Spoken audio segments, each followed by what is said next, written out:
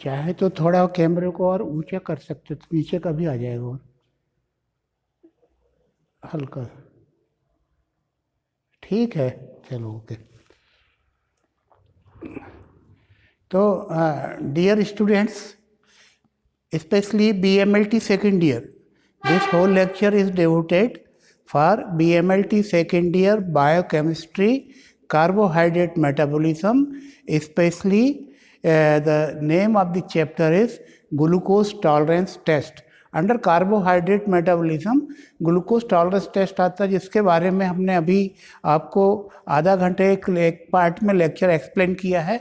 अब हम आते हैं, इसके पहले हमने आपको एक्सप्लेन किया था कि ग्लूकोज टॉलरेंस क्या है, ग्लूकोज टॉलरेंस का मैकेनिज्म क्या है और ग्लूकोज टॉलरेंस टेस्ट की प्रोसीजर क्या है, कैसे हम पेशेंट का ग्लूकोज टॉलरेंस टेस्ट करते हैं। अब जब हमारे पास में रिपोर्ट्स आ जाती हैं, जब हम टेस्ट परफॉर्म कर लेते हैं, तो सबसे इम्पॉर्टेंट एस्पेक्ट हमारे पास आता है कि how to interpret the results of glucose tolerance test. मतलब ग्लूकोज टॉलरेंस टेस्ट के जो रिजल्ट्स हैं उनको हम इंटरप्रेट कैसे करें, उसके बेस पे हम पेशेंट को कैसे डायग्नोस करें कि ये पेशेंट को शुगर की बीमारी है, शुगर की बीमारी है तो किस टाइप की बीमारी है, क्या ये हार्मोन से रिलेटेड है, क्या ये किडनी से रिलेटेड है, क्या ये थैलेमस से रिलेटेड है या पिट्यूटरी ग्लैंड से है। मतलब अगर शुगर जो है ना, ब्लड शुगर और डायबिटीज़ जो है ना, it is a very very complicated disorder in our body. आप सिंपल ब्लड शुगर ज़्यादा कम होने के बेस पर किसी पेशेंट को ये नहीं बोल सकते कि ये सिंपल डायबिटिक पेशेंट है। शुगर के मैकेनिज़्म में पूरी एंडोक्राइनोलॉजी जो है ना इन्वॉल्व होती है।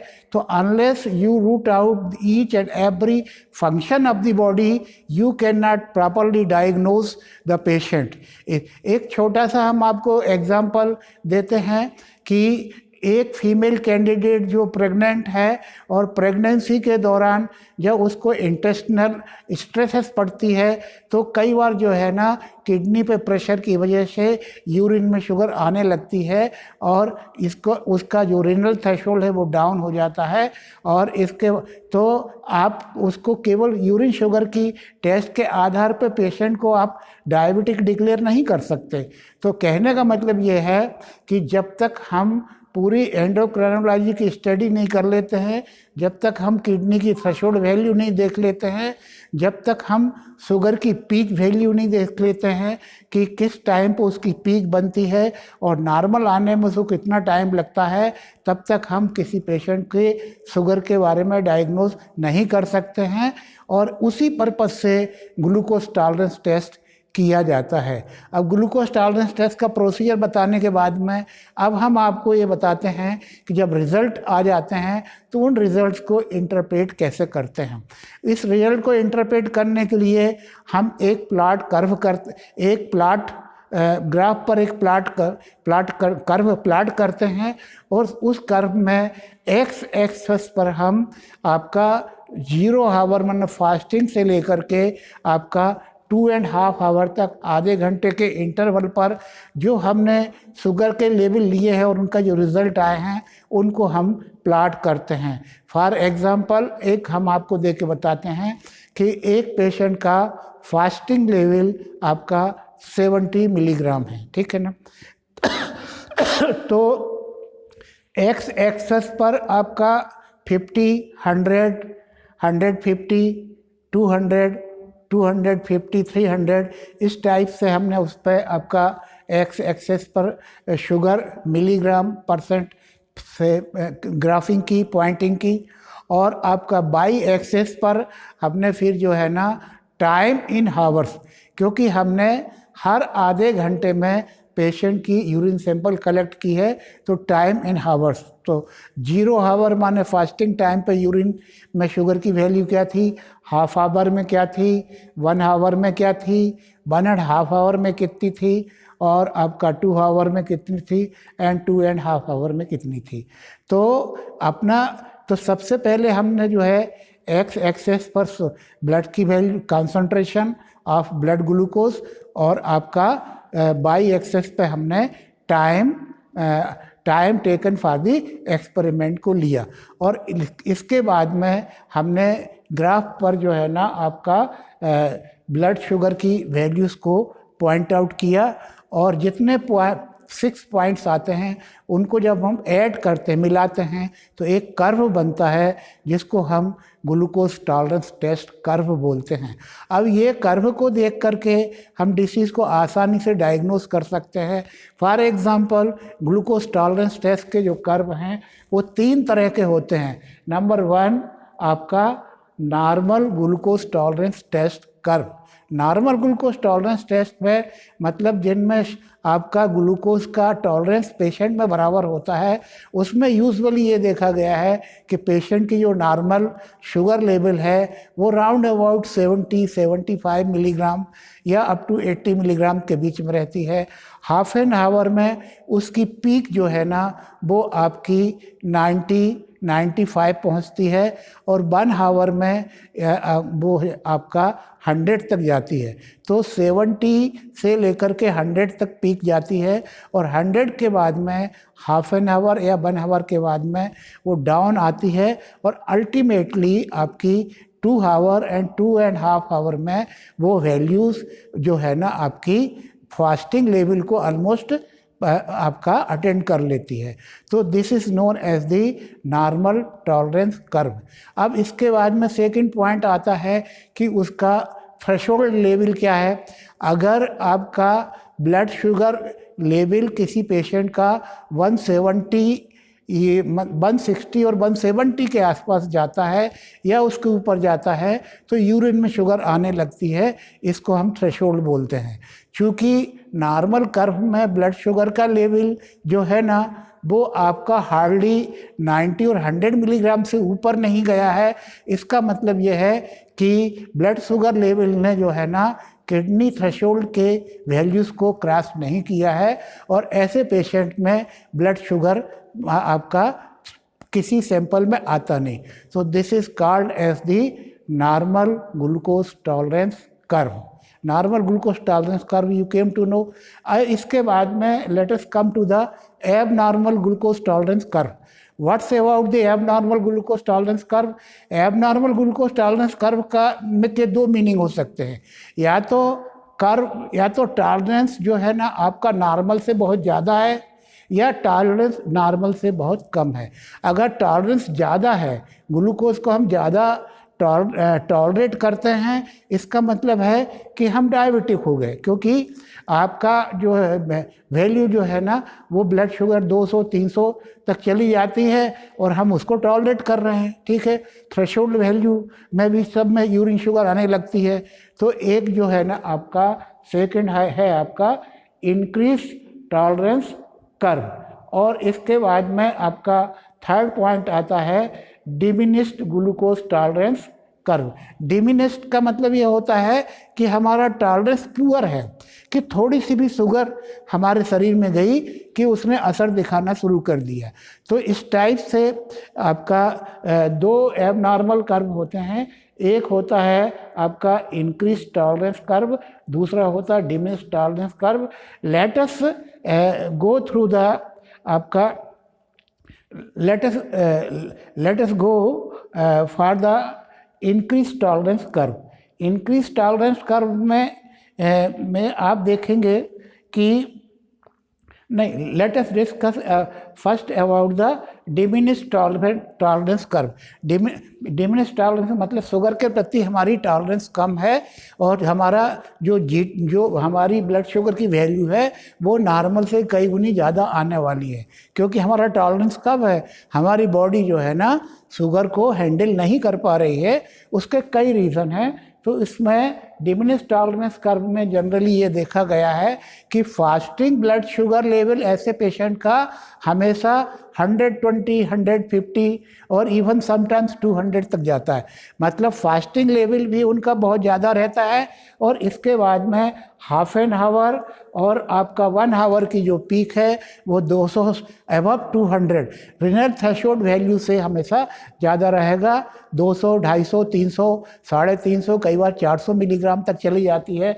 तो इस तरह से डिमिनिश्ड ग्लूकोज टॉलरेंस टेस्ट में जो फास्टिंग लेवल है it is always above 150 200 something, और जो उसकी पीक वैल्यू है वो कई बार 300 तक चली जाती है। और हमेशा ये जो है ना रिनल थ्रेशोल्ड को आपका क्रॉस करती है। और यही रीज़न है कि ऐसे पेशेंट में फास्टिंग से लेके ऑल 5 सैंपल्स में यूरिन में शुगर आने लगती है, क्योंकि उसका रिनल थ्रेशोल्ड के ऊपर ब्लड शुगर रहता है तो किडनी में आना शुरू हो जाएगी।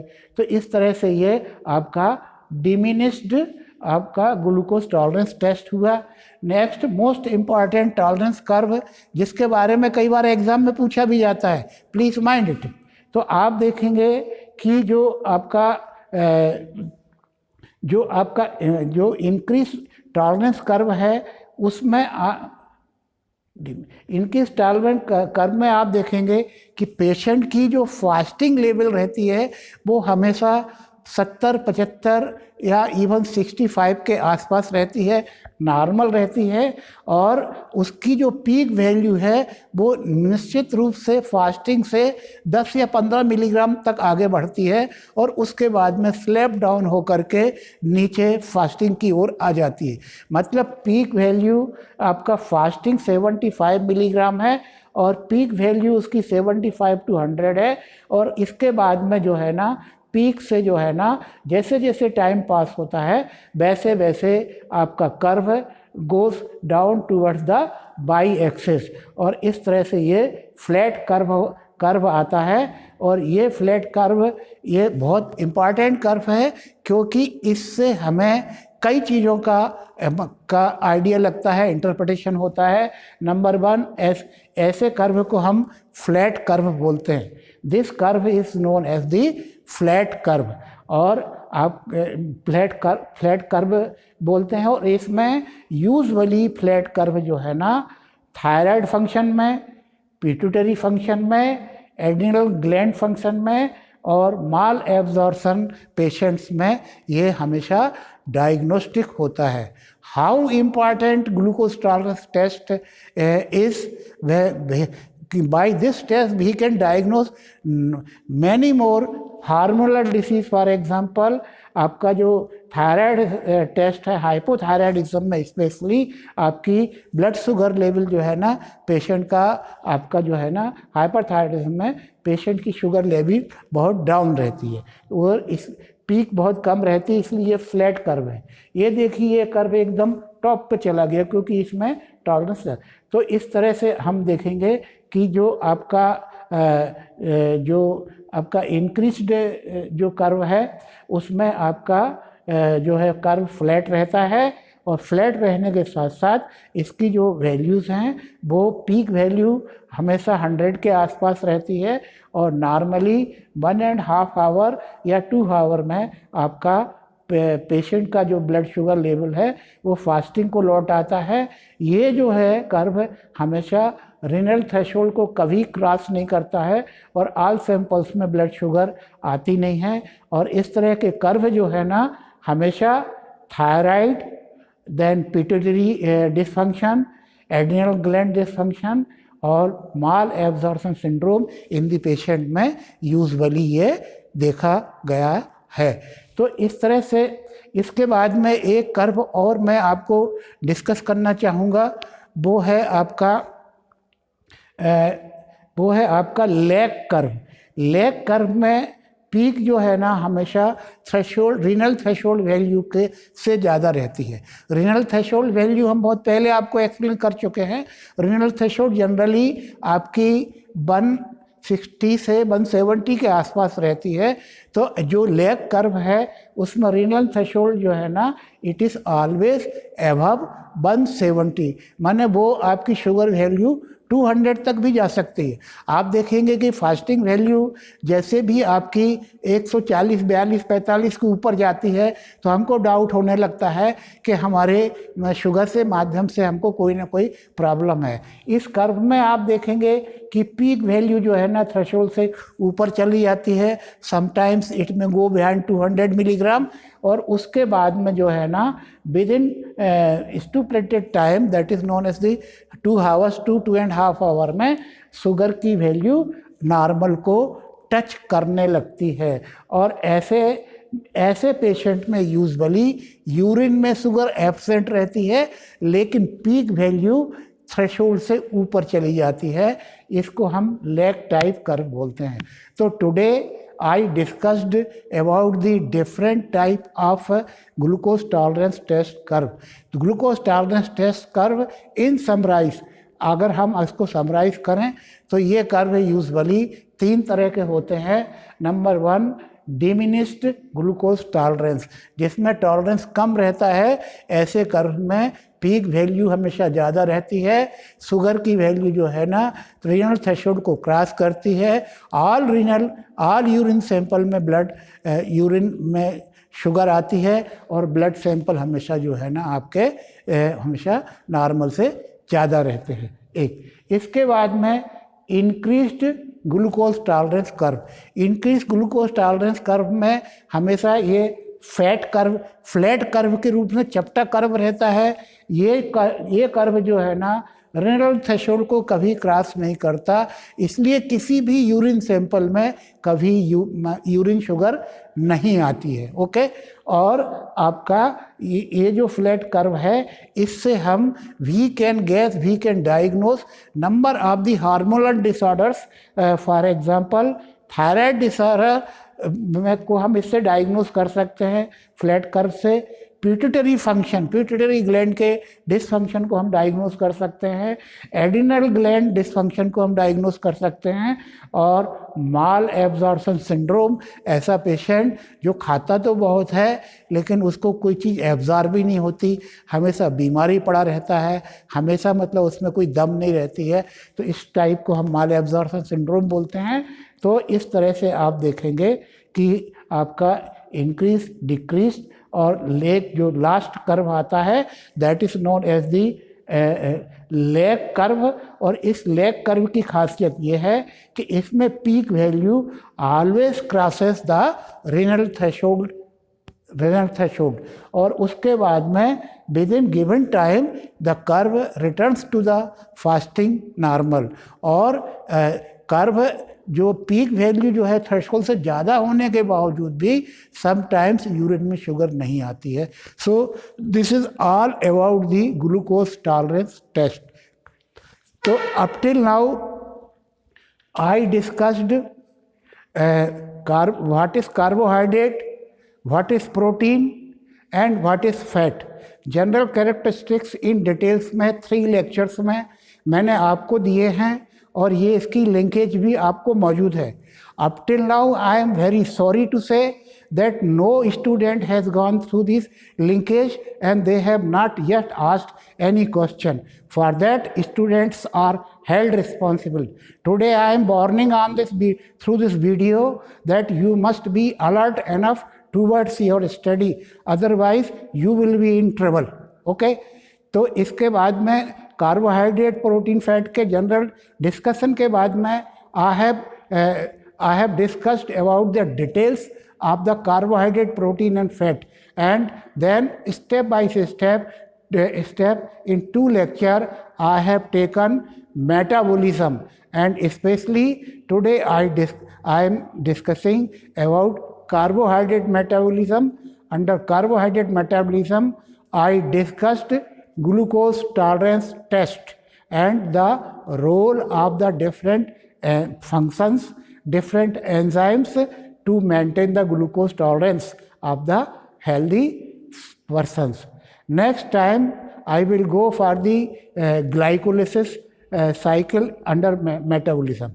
Thank you very much.